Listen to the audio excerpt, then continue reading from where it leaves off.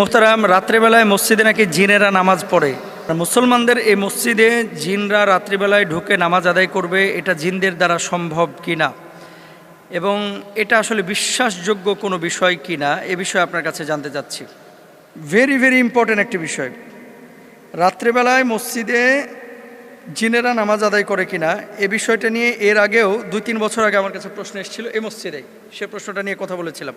আপনারা সোশ্যাল মাধ্যমে অনেক সময় অনেক ধরনের ভিডিও পান, কিছু ভিডিও, যেমন আমার গাড়ির ব্যাপারে আমি একটা ভিডিও দেখিয়েছিলাম, সিসি ক্যামেরায় ধরা পড়েছিল, সেটা আপনারা দেখেছেন। এই ধরনের আলোচনাগুলো করলে অনেকে আবার কি মনে করে যে আসলে এটা সত্য কিনা, অনেক ধরনের অনেক কথাবার্তা বলে থাকে। এরকম একটা ভিডিও আমার নজরে পড়েছে ওনার প্রশ্নটা পাওয়ার পরে। দেখেন, এটা বাস্তব, এটা হতে পারে।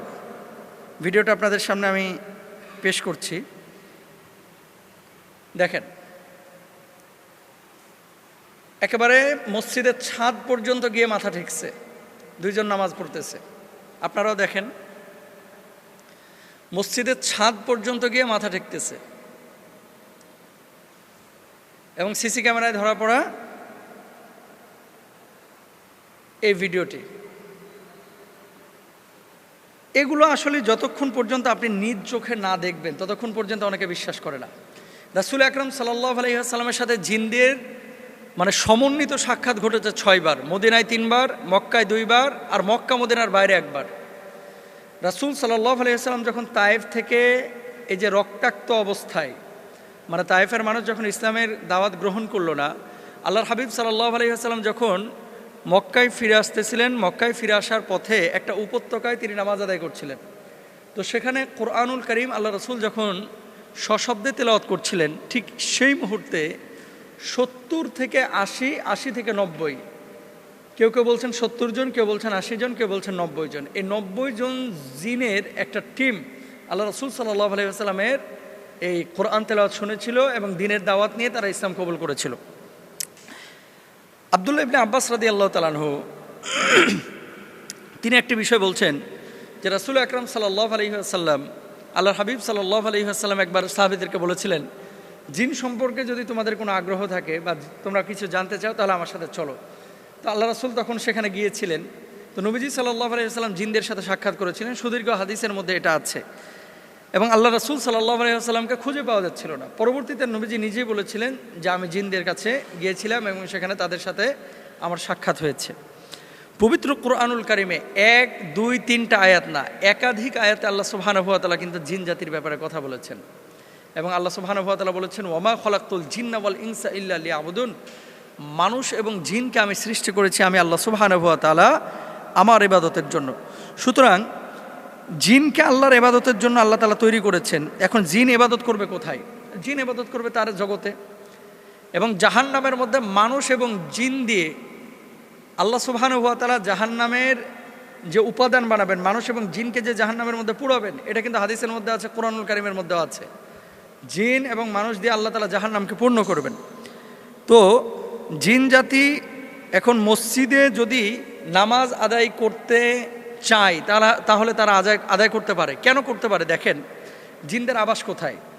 আপনারা হয়তো বা অনেক আগে আমার একটা লেকচার শুনেছিলেন যে জিন আসলে থাকে কোথায়। জিন যে সমস্ত জায়গা, তাদের আদর্শ জায়গা হচ্ছে ডোবা পানি, যেটা একেবারে সমুদ্রের মতো, সাগরের মতো পানি না, অথই পানি না, ধরেন 2 হাত 3 হাত এরকম আয়তনের একটা পানি, যেগুলোকে আমরা ডোবা বলে থাকি, নর্দমা বলে থাকি। এবং এর ভিতরে দেখবেন বড় বড় ঘাস থাকে, ধানের এই গাছের মতো ঘাস থাকে। তারপরে আপনার বাড়ির ছাদ, যেখানে নাপাকি বেশি থাকে সেখানে নাপাক জিনেরা থাকে। অনেক সময় কাঁঠাল গাছে আপনারা ওই যে গরুর হাড্ডি ঝুলায় রাখেন, একটা ভুল কনসেপ্ট। কোরবানি ঈদ আসতেছে, জবাই করার পরে কি করে, ওই গরুর যে চুয়ালের হাড্ডিটা এটা নিয়ে যে কাঁঠাল গাছে ঝুলায় রাখে। কেন? ধারণা হচ্ছে এখানে বদ জিনের কোনো আসর হবে না। অথচ আল্লাহ রাসূল বলছে জিনদের প্রধান খাবার হচ্ছে হাড্ডি। জিন থেকে বাঁচার জন্য আমরা গরুর হাড্ডি ওখানে রাখতেছি, যেটা জিনের প্রধান খাবার। তো এগুলো আসলে ভুল কনসেপ্ট। রাসূল আকরাম সাল্লাল্লাহু আলাইহি ওয়াসাল্লাম মক্কায় জন্মগ্রহণ করেছেন। মক্কায় একটা উল্লেখযোগ্য মসজিদ আছে, যে মসজিদটার নাম হচ্ছে মসজিদে জিন। এবং একটা ওয়াদি আছে, উপত্যকা আছে, যে ওয়াদিটাকে বলা হয় ওয়াদিয়ে জিন। এখানে অনেক ঘটনা ঘটেছে, আপনারা যারা গিয়েছেন আপনারা জানেন। এবং আল্লাহ রাসূল নামাজ পড়েছেন, রাসূল সাল্লাল্লাহু আলাইহি ওয়াসাল্লামের পেছনে জিনেরা এই কোরআন তেলাওয়াত শুনেছেন এবং ইক্তেদা করেছেন, এমন বিষয় পাওয়া যায়। সুতরাং মসজিদে যদি জিনেরা নামাজ আদায় করতে চায় তো এটা তাদের সম্ভাবনা আছে। যদি বাড়ির মধ্যে জিন ঢুকতে পারে, মসজিদে ঢুকতে পারবে না? যদি গুরুস্থানে জিন ঢুকতে পারে, আপনার তাল গাছে জিন যাইতে পারে, আপনার ওপরে যদি আচ্ছাদন করতে পারে বা আপনাকে ইফেক্ট করতে পারে, তাহলে মসজিদে ঢুকতে কি পারবে না? অবশ্যই পারবে। তো এই বিষয়টা নিয়ে আসলে এত আলোচনার কিছু নাই।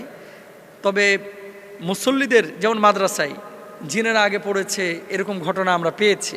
এবং আপনার আশপাশেই এমন কিছু মানুষ থাকতে পারে, বাজারে, ঘাটে, পথে, মাঠে, রাত্রিবেলায়, যে আসলে মানুষের আকৃতি ধরে আছে বা বিড়ালের আকৃতিতে আছে, সাপের আকৃতিতে আছে, সে আসলে মানুষ না, আসল সাপ না, সে জিন। এরকম হতে পারে, আল্লাহ তাআলা তাদেরকে সেই সক্ষমতা দিয়েছে। তো জিনকে অস্বীকার করা এটা সুযোগ নাই। আর রাত্রিবেলায় মসজিদে নামাজ আদায় করলে মসজিদের ক্ষতি হবে বা মানুষের কোনো ক্ষতি হবে, এই বিষয়টাকে বিশ্বাস করা যাবে না। ভুল কনসেপ্ট আমাদের ভিতরে আনা যাবে না, রাখা যাবে না। আল্লাহ বোঝার তৌফিক দান করুন। হাদিসে নাকি গারকাত গাছ নিয়ে কিছু কথা আছে। এই গারকাত গাছ সম্পর্কে জানতে চাই, আসলে গারকাত গাছ কি, এর গোপন রহস্য কিছু আছে কিনা, আর এই গাছকে ইহুদিদের গাছ কেন বলা হয়, ইসরায়েল কেন এই গাছকে এত ভালোবাসে ইহুদিরা। ভেরি ভেরি ইম্পর্টেন্ট একটা বিষয়। হাদিসটা আমি পরে বলছি, তার আগে এই গারকাত গাছ সম্পর্কে আপনাদেরকে কয়েকটি কথা বলি। এই যে নেতানিয়াহু, ইসরায়েলের যে প্রেসিডেন্ট, বিলিয়ন বিলিয়ন ডলার খরচ করতেছে এই গারকাত গাছের পেছনে।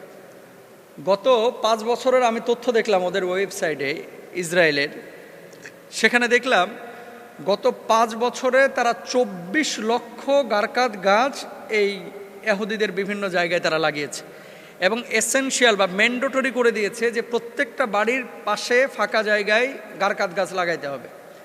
পার্কগুলো যেখানে মানুষ হাঁটা চলাচল করে ওই জায়গায় অবশ্যই গারকাত গাছ থাকতে হবে। এবং তাদের যে রেল লাইন, ইসরায়েল তো বেশি বড় দেশ না, আপনারা সকলেই জানেন, এই রেল লাইনগুলো 40 কিলোমিটার পর্যন্ত তারা এই গারকাত গাছে ভরে ফেলেছে। আরেকটা বিষয় আপনাদেরকে বলি, আগে কিন্তু এটা ছিল না, এখন কিন্তু এই শুরু হয়েছে। এখানে একটা ছবি আপনারা দেখতে পাচ্ছেন, দেখেন, আপনাদেরকে দেখায়, আপনাদের জন্য আমি এটা করেছি। এখানে একটা ছবি দেখতে পাচ্ছেন, দেখেন, একটা সবুজ গাছ। এই সবুজ গাছটায় পাশেই দেখেন একটা ছেলে এবং একটা মেয়ে, ছেলেটা টুপি পরা এবং মেয়েটা টুপিহীন। এখানে সবুজ একটা গাছ দেখতে পাচ্ছেন, এটা কিন্তু ইসরায়েলের মানে একটা সাইট থেকে নেওয়া। এই যে সবুজ গাছটার নিচে একটা ছেলে টুপি পরা, একটা মেয়ে টুপি ছাড়া, দুইজন কিন্তু চোখ দুইটা ঢেকে মানে খোলা রেখেছে আর মুখের নাক পর্যন্ত তারা ঢেকে রেখেছে। এই ছবিটার একটা উদ্দেশ্য আছে। কি উদ্দেশ্য পরে বলতেছি।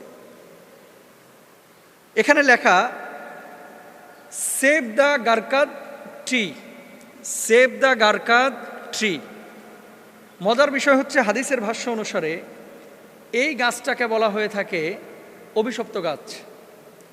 এই গাছটা হচ্ছে ইহুদিদের গাছ। খ্রিস্টানদের ধর্মমতেও এই গাছটা হচ্ছে অভিশপ্ত গাছ। মুসলমানরা এই গাছটাকে পছন্দ করে না, খ্রিস্টানরাও পছন্দ করে না, কিন্তু ইহুদিরা এই গাছটাকে ভালোবাসে। ইদানিং ইহুদিরা ইউরোপের বিভিন্ন দেশে, পশ্চিমা বিশ্বের বিভিন্ন দেশে ক্যাপ বেচতেছে। এই ক্যাপের মধ্যেও লেখা সেভ দ্য গারকাত ট্রি, গেঞ্জির মধ্যে লেখা সেভ দ্য গারকাত ট্রি, তারপরে আপনার ঘড়ির মধ্যে সেভ দ্য গারকাত ট্রি, তারপরে তারা তাদের প্যান্টের মধ্যে সেভ দ্য গারকাত ট্রি, ক্যাপের মধ্যে সেভ দ্য গারকাত ট্রি। বেচতেছে কয় টাকায় জানেন?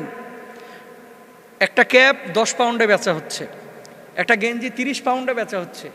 এমনও আছে যে একটা প্যান্ট তারা 40 পাউন্ড, 50 পাউন্ড, 60 পাউন্ড পর্যন্ত বিক্রি করতেছে। তো সেভ দ্য গারকাত ট্রি, সারা বিশ্বের বুকে এত গাছ থাকতে এই গাছটাতে তাদের নজর কেন? এবার আসেন হাদিসে। আল্লাহ রাসূল সাল্লাল্লাহু আলাইহি ওয়াসাল্লাম হাদিসের মধ্যে কি বলেছেন দেখেন। রাসূল আকরাম সাল্লাল্লাহু আলাইহি ওয়াসাল্লামের একটি হাদিস, যে হাদিসটি হযরতে আবু হুরায়রা রাদিয়াল্লাহু তাআলা আনহু থেকে বর্ণিত।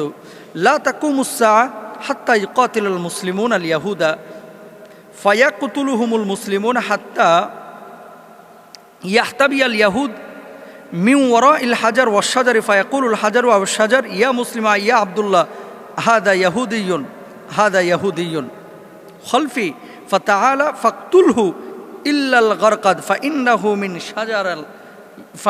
মিন শাজারিল ইয়াহুদ। আবু হুরায়রা রাদিয়াল্লাহু তাআলা আনহুর হাদিস। সেটা কি? ততক্ষণ পর্যন্ত কিয়ামত সংগঠিত হবে না, যতক্ষণ পর্যন্ত না মুসলমানদের সঙ্গে ইহুদিদের যুদ্ধ হবে। মুসলমানগণ তাদেরকে হত্যা করবে, ফলে তারা পাথর বা গাছের পেছনে লুকিয়ে থাকবে। তখন পাথর বা গাছ বলবে, হে মুসলিম, হে আল্লাহর বান্দা, এই তো ইহুদি আমার পেছনে লুকিয়ে আছে, এসো তাকে হত্যা করো। কিন্তু গারকাদ নামক গাছ দেখিয়ে দিবে না, কারণ এটা হচ্ছে ইহুদিদের সহায়তাকারী গাছ। পাথর সাক্ষী দিবে যে এখানে ইহুদি আছে, কিন্তু এই গারকাদ গাছ এটা হচ্ছে মূলত ইহুদিদের লুকানোর জন্য, ইহুদিদেরকে সেভ করার জন্য। ইহুদিরা নিজেরা এই গাছটাকে লালন পালন করতেছে, যেটা খ্রিস্টানরা বলতেছে অভিশপ্ত। এবং রাসূল সাল্লাল্লাহু আলাইহি ওয়াসাল্লাম যখন খাইবার জয় করেছিলেন, এই গারকাদ গাছ কিন্তু খাইবারের মাঠের আশপাশে ছিল, সব আল্লাহ রাসূল সাল্লাল্লাহু আলাইহি ওয়াসাল্লাম কেটে সাফ করে ফেলাইছিলেন, এই গাছ রাখা যাবে না। ওমর ফারুক রাদিয়াল্লাহু তাআলা যখন খলিফা, উনি গোটা আরবে এই গারকাদ গাছ কেটে একেবারে সাফ করে ফেলাইছিলেন। এবং ইহুদিদের এই সমস্ত জায়গাগুলোতে যখন ইহুদিরা বসবাস করেছে, তাদেরকে আঘাত করে নাই, কিন্তু এই গাছ সাহাবীরা পছন্দ করে নাই, নবী আম্বিয়া আলাইহিমুসসালাতু ওয়াসসালামও পছন্দ করেন নাই।